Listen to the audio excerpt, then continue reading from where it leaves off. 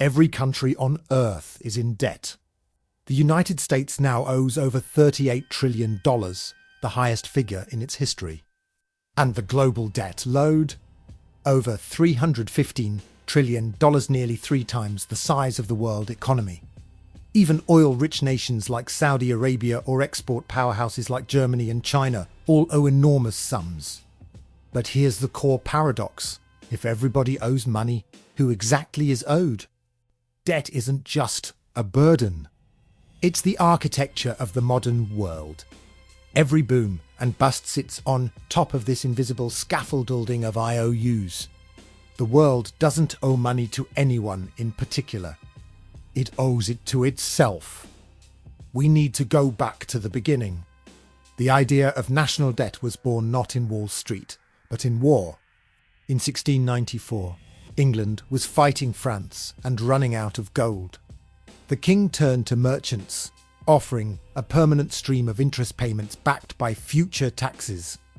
To manage this arrangement, the Bank of England was created. The state could now spend money it didn't yet have.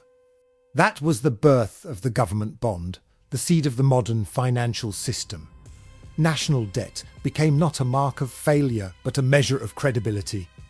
The ability to borrow was the ability to rule. The battlefield became the balance sheet.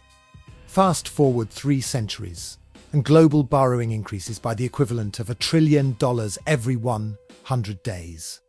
Every citizen is both debtor and creditor. Let's start with the United States. Out of that $38 trillion, about half is publicly held, meaning owed to investors. Roughly 2/3 of those investors are American banks, pension funds, and the Federal Reserve itself. The remaining 1/3, about $9 trillion, sits in foreign hands. Japan is the top holder, followed by China. When people say the US is in debt to China, that's true, but only for roughly 2% of the total. Most of the debt America owes is to America. This circularity is global. Japan lends to the US lends to Europe. Europe lends to developing nations. Every country holds someone else's IOU. It's a planetary game of hot potato. But there's a 4th layer, the markets themselves. Hedge funds, pension funds, sovereign wealth funds, they are the true arbiters of credit. They decide who can borrow and who will pay a premium for survival. The ultimate market maker is the central bank. Every time the Federal Reserve buys government bonds, it creates new money in exchange. Every dollar in circulation represents a unit of debt somewhere else. There is no such thing as debt-free money. For decades, this loop has sustained itself through confidence, but we've seen what happens when confidence wavers. In Greece, the rescue came with austerity. For an entire generation, bailout became another word for sacrifice. The creditors suddenly become visible. Here is the core truth. In the 21st century, debt isn't designed to be repaid. It's designed to be rolled over. Governments treat debt like a rolling subscription, issuing new bonds to pay off old ones. Interest becomes the real product, the rent charged for stability. The United States will never clear its $38 trillion debt. It will refinance it forever. Japan has been rolling over its debt for decades. Investors aren't waiting to be repaid. They're waiting to renew the deal.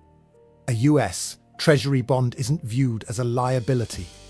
It's an asset, the safest collateral in existence. Imagine if Washington decided to pay down every last dollar of its debt. The dollar supply would shrink, triggering deflation and collapse. Paying off the debt would destroy the very thing that makes the economy function. The debt becomes a kind of heartbeat for capitalism itself. That's why when politicians talk about balancing the budget, they're selling an illusion. The goal isn't to eliminate debt. It's to keep it sustainable and desirable enough that the system never stops believing in it. But trust is not evenly distributed. Interest payments don't flow equally. They flow upward from taxpayers and workers to the institutions and investors that hold the debt. Debt isn't just a transfer between countries. It's a transfer between classes. The system rewards those who own debt and punishes those who merely pay it. Debt once meant bondage. Today, it means balance. But if that balance ever tips, if confidence breaks, the illusion ends. And we'll remember what debt really is, a promise that can't be kept forever. If this gave you a new perspective, hit subscribe.